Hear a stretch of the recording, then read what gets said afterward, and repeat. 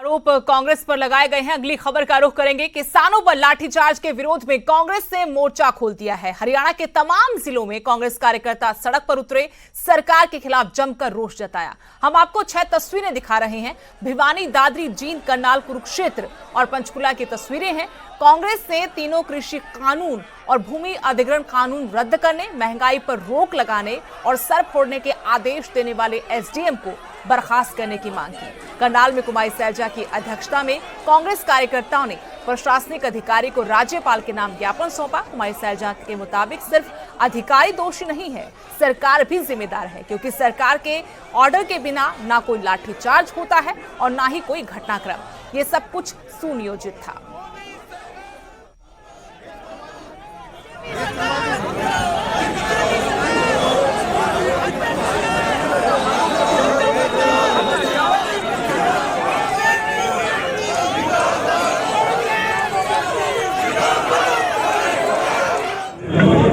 जो एक बहुत बहुत बड़ा शर्मनाक इंसिडेंट हुआ है, जिस तरह से। और इस वक्त कांग्रेस नेता अशोक अरोड़ा मेरे साथ फोन लाइन जुड़े हैं। अशोक अरोड़ा जी, बहुत बहुत स्वागत है आपका न्यूज़ 18 में। Thank you madam. Ashok Arora ji, आज कांग्रेस का हल्ला बोल हुआ सरकार के खिलाफ, किसानों के हक में। क्या लगता है आपको, क्या कांग्रेस का दबाव काम आएगा? क्योंकि अभी तक मुख्यमंत्री साफ कर चुके हैं कि जो कार्रवाई हुई यही बनती थी, एसडीएम तक को वो क्लीन चिट दे चुके हैं। फिर कांग्रेस के इस शक्ति प्रदर्शन का क्या मतलब? तुमसे मैं ये कहना चाहूंगा, जब से ये सरकार बनी जी, दबाने का प्रयास कर रहे हैं, जो कि प्रजातंत्र में ऐसा नहीं होना चाहिए। प्रजातंत्र में अपनी बात रखने का अधिकार है। जब वो दिल्ली जा रहे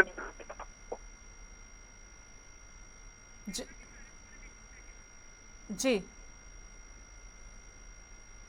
प्रजातंत्र में जहाँ तक बात कही, मुख्यमंत्री ने हेलो जी जी, तो मैं ये कहता हूँ कि मुख्यमंत्री को घमंड नहीं होना चाहिए। मुख्यमंत्री तो ये भी कहता है कि ये किसान यहाँ के नहीं है, तो कहा। अशोक अरोड़ा जी, नेटवर्क तो सरकार को प्रॉब्लम है आपके फोन में, इस वजह से हम लगातार आपको नहीं सुन पा रहे।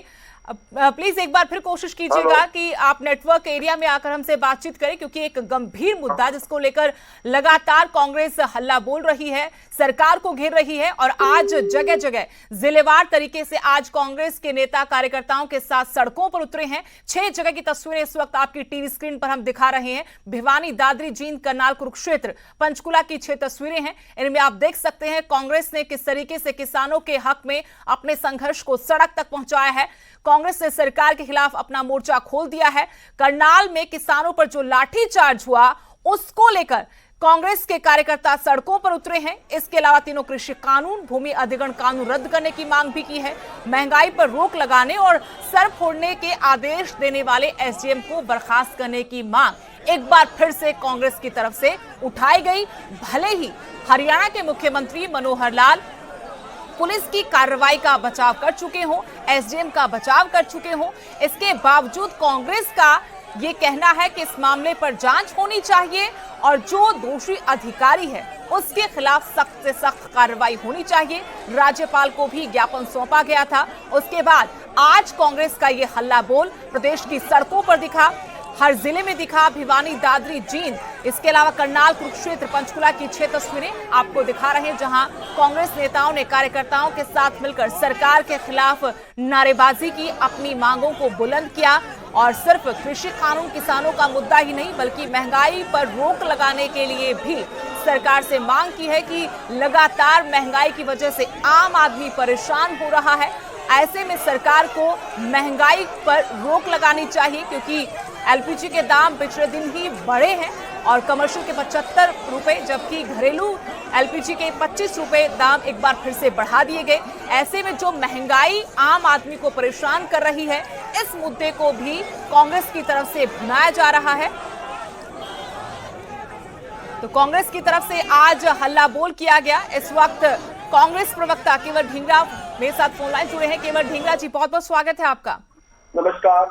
आज कांग्रेस ने तमाम मुद्दों को लेकर, खासकर कि कृषि कानून, किसानों पर जो करनाल में कार्रवाई हुई, महंगाई के मुद्दे पर सरकार को घेरा है।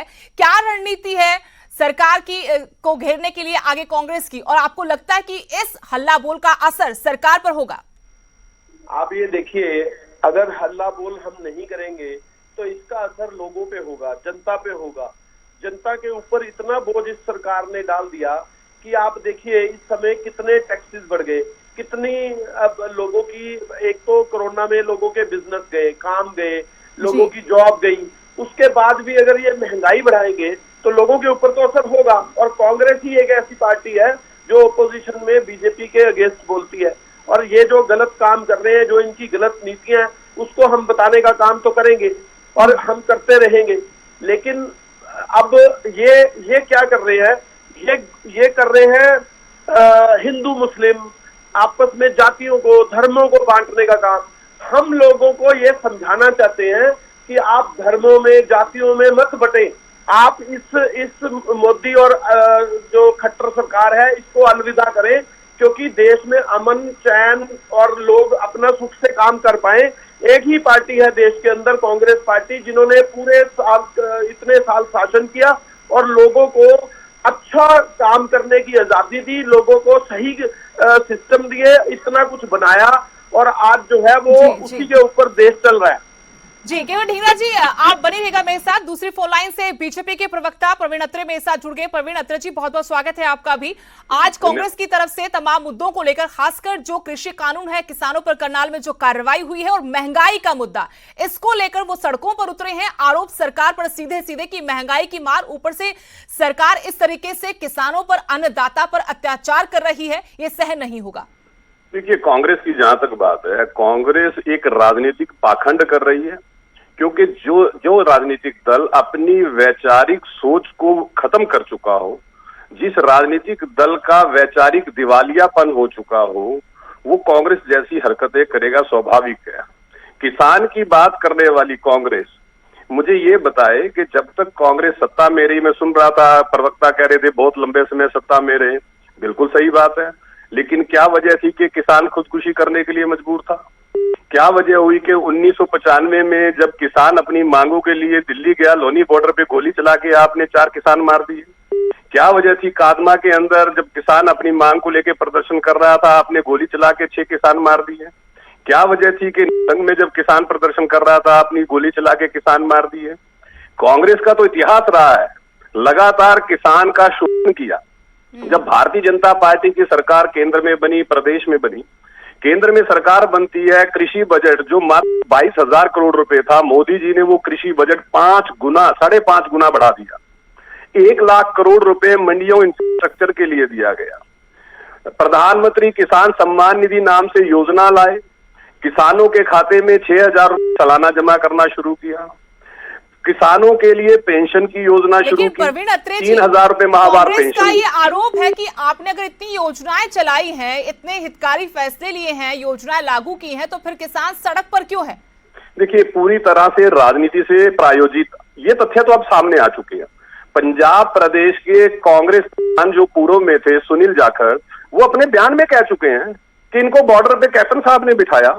भूपेंद्र सिंह हुड्डा ने शुरुआत में बयान दे दिया था कि कांग्रेस के कार्यकर्ता को बॉर्डर पे बैठना है। ये तो अब जनता के सामने है, इसमें तो कुछ हिडन है नहीं है। केवल ढींगरा जी, तरह से राजनीति से प्रेरित है। आप राजनीति कर रहे हैं, सियासत भुना रहे हैं, उस मुद्दे पर तो बीजेपी का ये साफ साफ कहना है कि आप इस आंदोलन को हवा दे रहे हैं। बार बार बीजेपी कह रही कि किसान तो है ही नहीं, तथाकथित कांग्रेस के कार्यकर्ता हैं या फिर असामाजिक तत्व हैं। देखिए, फिर ये 11 दौर की बात किससे कर रहे थे? अगर ये इनको किसान नहीं लगते तो जो 11 दौर की बातचीत की थी, तोमर जो मंत्री जी है, अपना कृषि मंत्री, और पीयूष गोयल, इन्होंने किससे मुलाकात की थी? वो किसान थे या कौन थे? अगर किसान नहीं थे तो उनसे मुलाकात क्यों की फिर इन्होंने? झूठ बोलने का काम जो है भारतीय झूठ पार्टी जो है बीजेपी करती है। इनको ये बताना चाहिए कि 11 दौर की बातचीत उन्हीं किसानों से कर रही थी, और हम वहां नहीं गए थे, और ना कांग्रेस पार्टी वहां पे मौजूद थी। कांग्रेस पार्टी किसानों के और आम जन के साथ और लोगों के साथ खड़ी है, क्योंकि भारतीय जनता पार्टी कुठाराघात कर रही है, चाहे वो किसान हो, चाहे वो बिजनेसमैन हो, चाहे वो अदर कोई भी काम के लोग हो, चाहे वो कर्मचारी हो, सबके साथ कुठाराघात कर रही है। प्रवीण अत्रे जी, कांग्रेस ने आज एक और बेहद महत्वपूर्ण मुद्दा उठाया है महंगाई का। कोरोना काल, ऐसे में लगातार महंगाई बढ़ती जा रही है और पिछले दिन ही 25 रुपए घरेलू एलपीजी के दाम बढ़ा दिए, कमर्शियल दाम भी 75 रुपए बढ़ा दिए गए। अब इस मुद्दे पर बीजेपी सरकार क्या जवाब देगी, क्योंकि जनता त्राहिमाम कर रही है। महंगाई से राहत कब मिलेगी जनता को? देखिए, आपकी बात का जवाब देने से पहले मैं कांग्रेस के मित्र का जवाब दे देता हूं। वो कहते हैं कि 11 दूर की वार्ता किससे की। कांग्रेस को ये समझ ही नहीं आ रहा, क्योंकि कांग्रेस ने कभी संविधान की पालना नहीं की। ये कांग्रेस की सरकार नहीं है, ये भारतीय जनता पार्टी की सरकार है, जो संविधान के अनुसार चलती है। और संविधान ये कहता है कि कोई भी व्यक्ति जो देश का नागरिक है, भले ही वो किसी राजनीतिक दल का कार्यकर्ता क्यों ना हो, अगर उसकी कोई आशंका है, वो सरकार से बात करना चाहता है, तो सरकार उससे बात करेगी। हमने इसीलिए 11 दौर की वार्ता की। मेरे सवाल का दूसरी भी बात, आप जो जवाब महंगाई दीजिए। की आपने बात की, मैं ये जानना चाहता हूँ, एलपीजी का आपने जिक्र किया। जनवरी 2014 में सिलेंडर कितने रुपए का था? 1039 रुपए का। मार्च 2014 में सिलेंडर कितने रुपए का था? 1247 रुपए का। और आज कितने का है? 810 रुपए शायद। उसके बावजूद अगर इस तरह का कुतर्क होगा तो कैसे चलेगा देश? माफ कीजिएगा प्रवीण अत्रे जी और केवल ढींगरा जी, बहुत बहुत धन्यवाद आप दोनों का कि आप हमारे साथ जुड़े और इस गंभीर मुद्दे पर आपने अपनी पार्टी का पक्ष रखा।